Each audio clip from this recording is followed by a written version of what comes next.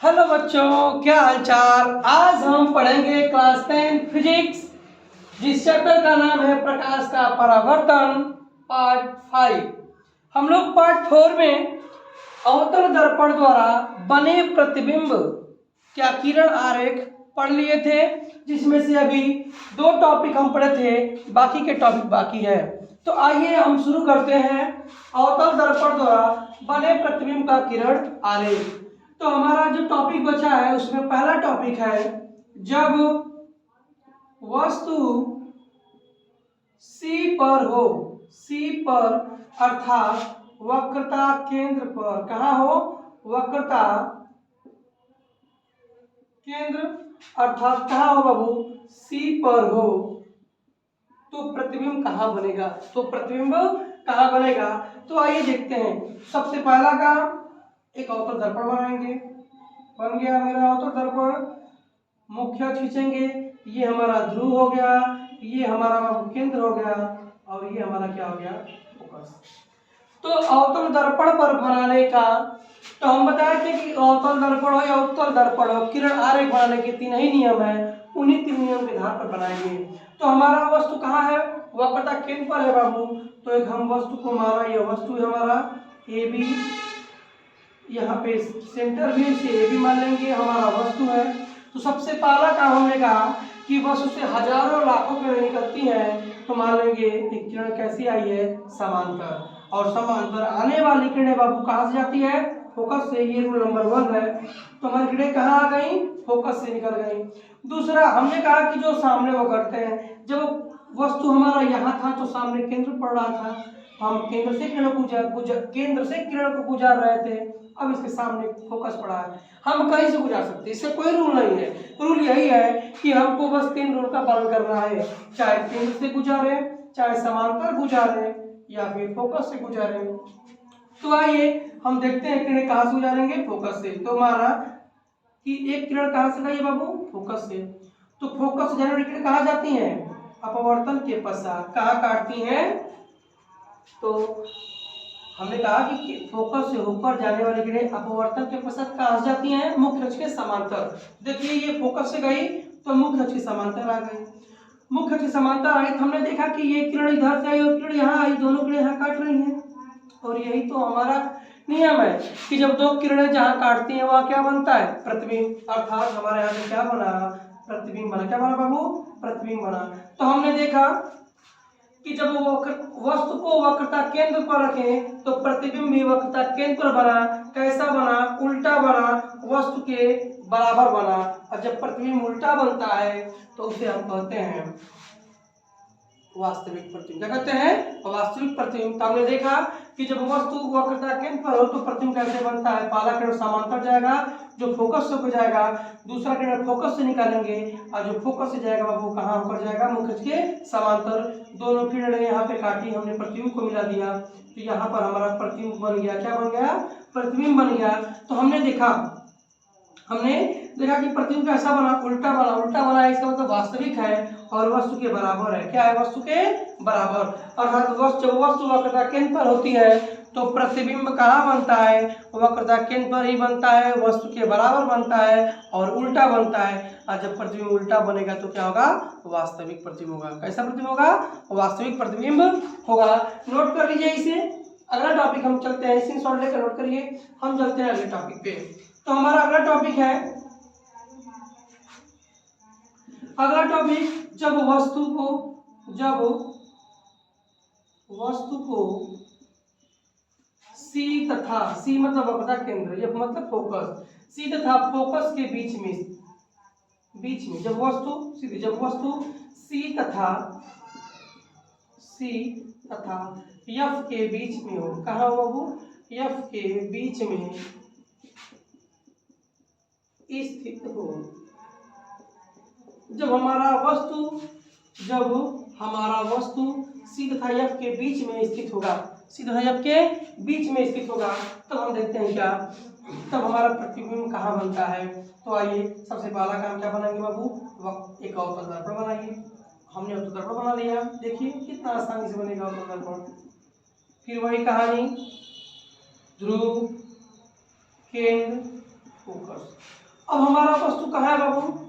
ध्रुव और फोकस के बीच में, तो एक वस्तु यहाँ लगा दीजिए, बीच में हो गया, कहीं भी सकते हैं यहाँ पर। तो पहला काम, मुख्य अक्ष के समांतर किरण निकालिए। जो किरण मुख्य अक्ष के समांतर जाएगा वो कहाँ से बढ़ जाएगा? फोकस से। निकाल दीजिए फोकस से। देखिए हर किरण में आरेख में यही दो नियम बन रहा है। दूसरा जो सामने वाला किरण निकाल दीजिए, सामने बाबू यहाँ पर है, यहाँ से किरण निकाल दीजिए, निकल गया। और देखिए प्रतिबिंब हमारा कहाँ बना। तो हमने देखा कि बाबू थोड़ा टेढ़ा हो गया, एक मिनट यहाँ सीधा लाइए। तो हमने देखा कि जब वस्तु सी और एफ के बीच में है तो प्रतिबिंब कहाँ बना? प्रतिबिंब कहाँ बना? सी के परे बना। प्रतिबिंब कहाँ बना बाबू? सी के परे। सी से दूर बना तो सी के परे बना, वस्तु से बड़ा बना और उल्टा बना, और उल्टा बना तो वास्तविक बना। तो हमने कहा, देख लीजिए, मुख्य अक्ष के समांतर जाएगा, फोकस से जाएगा, एक फोकस से जाएंगे, मुख्य अक्ष के समांतर रहेगा, किरणें जहाँ काटेंगी वहीं प्रतिबिंब बनेगा। तो प्रतिबिंब हमारा कहाँ बन गया? सी से परे बना। अर्थात जब वस्तु सी तथा एफ के बीच में हो तो प्रतिबिंब कहाँ बनेगा? सी से परे बनेगा, वस्तु से बड़ा बनेगा, वास्तविक बनेगा और उल्टा बनेगा। यहाँ पे एक चीज आप लोगों ने देखा, जब इसके पहले जब हम लोग पढ़े थे, जब वस्तु सी से परे था, तो देखिए जब वस्तु सी से परे था तो प्रतिबिंब एफ और सी के बीच में बना था, और जब वस्तु को हम कहाँ रखें? सी और एफ के बीच में रखें तो प्रतिबिंब कहाँ बना? परे बना। इसका मतलब है, जितना हम याद करें, यहाँ पे समझ लीजिए, जब वस्तु अनंत पर होगी तो प्रतिबिंब फोकस पर बनेगा, और जब वस्तु फोकस पर होगी तो प्रतिबिंब अनंत पर बनेगा। जब वस्तु सी से परे होगी तो प्रतिबिंब सी और एफ के बीच में बनेगा, और जब वस्तु सी और एफ के बीच में होगी तो प्रतिबिंब सी से परे बनेगा। एक दूसरे के उल्टा होते हैं। आइए देखिए, तो आई होप आप लोगों को समझ में आया होगा। अब हम चलते हैं नेक्स्ट टॉपिक पे। अगला हमारा टॉपिक है, इसको नोट कर लीजिएगा स्क्रीनशॉट करके। हम चलते हैं नेक्स्ट टॉपिक पे। अगला हमारा टॉपिक है, जब वस्तु कहाँ बाबू? जब वस्तु फोकस एफ पर हो, जब वस्तु कहाँ हो? फोकस एफ पर हो। तो अब देखिए, तो कुछ नहीं करना है, फिर वक्त तक एक अवतल दर्पण बनाना है। ये ध्रुव हो गया, ये केंद्र हो गया, ये एफ हो गया। अब हम वस्तु को कहाँ रख रहे हैं बाबू? ये बना दीजिए अवतल दर्पण। हमको वस्तु को रखना है कहाँ पर? फोकस पर। तो माना एक वस्तु पर एक फोकस पर एक वस्तु रख लिया, तो पहला किरण कहाँ से करेंगे? समांतर किरण कहाँ जाएंगे बाबू? फोकस से। देखिए फोकस से चलिए, सामने जहाँ जो रहेगा वहां से निकालते हैं किरण। तो यहाँ पे देखें, या तो हम एक किरण से निकाल सकते हैं वक्रता केंद्र से। अगर देखिए, मान लीजिए कि अगर यहाँ से वक्रता केंद्र से जाती है यहाँ से, तो यहाँ से हम एक किरण भेज सकते हैं क्या? अगर वक्रता केंद्र के समान अगर हम यहाँ से किरण भेजें तो ठीक वैसे वो टकरा कर, क्योंकि वक्रता केंद्र से तो सीधे आता है, टकरा कर वो वापस आएगी। जब टकरा कर वापस आएगी तो ऐसे निकल जाएगी। हमने देखा कि ये किरणें समांतर आ गई, टकराने के बाद किरण कैसे, यहाँ से जो समांतर निकला वो कहाँ से गया? फोकस से। और एक किरण हम क्या निकाल दें? वक्रता केंद्र के समान, जैसे त्रिज्या हमारी जाती है वहां से किरण निकालेंगे तो ये 90 टकराएगा, उसी मार्ग से वापस आएगा।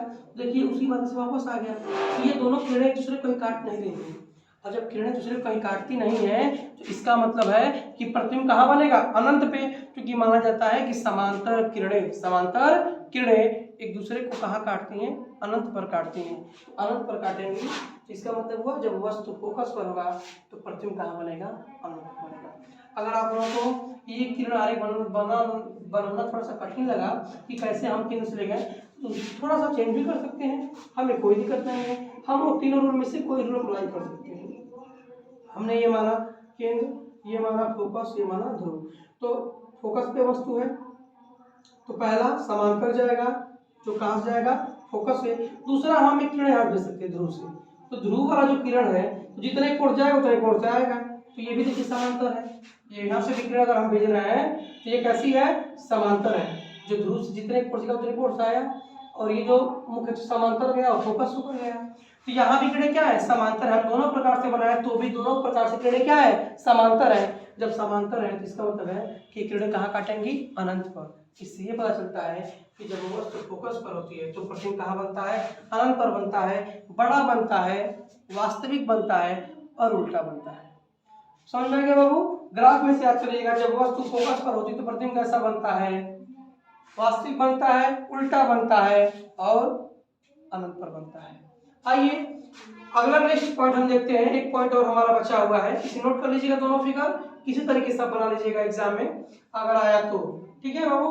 किरण आरेख बनाने के लिए जरूर आता है, नोट कर लीजिएगा स्क्रीनशॉट लेकर। हम चलते हैं नेक्स्ट टॉपिक पे। जब वस्तु हमारा कहाँ हो, जब वस्तु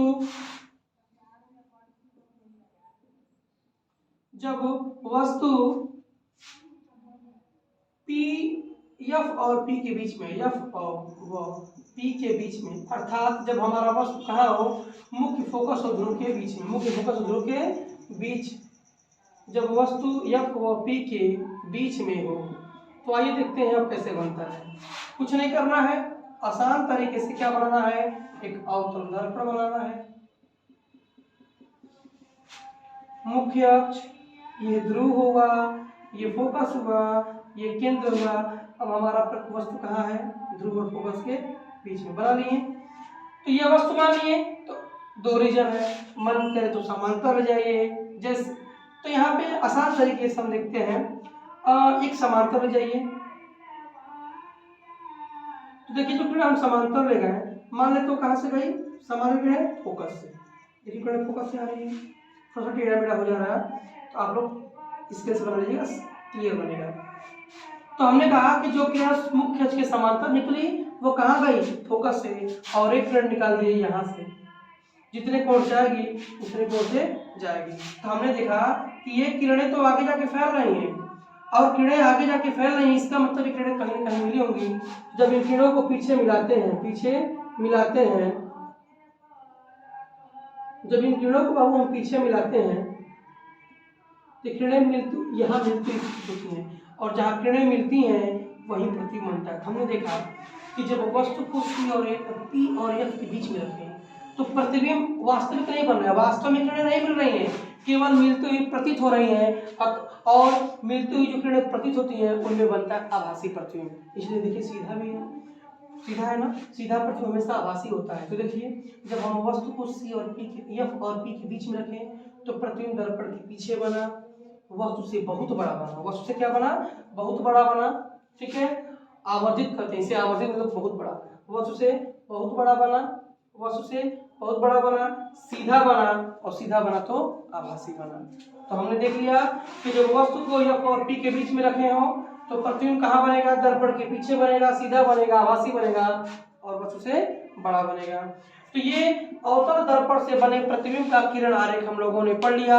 अब इसके बाद हम लोग पढ़ेंगे उत्तल दर्पण से बने प्रतिबिंब का किरण आरेख। तो उत्तल दर्पण से बने प्रतिबिंब का किरण आरेख 2 ही 3 कंडीशन है, आइए उसको हम देखते हैं।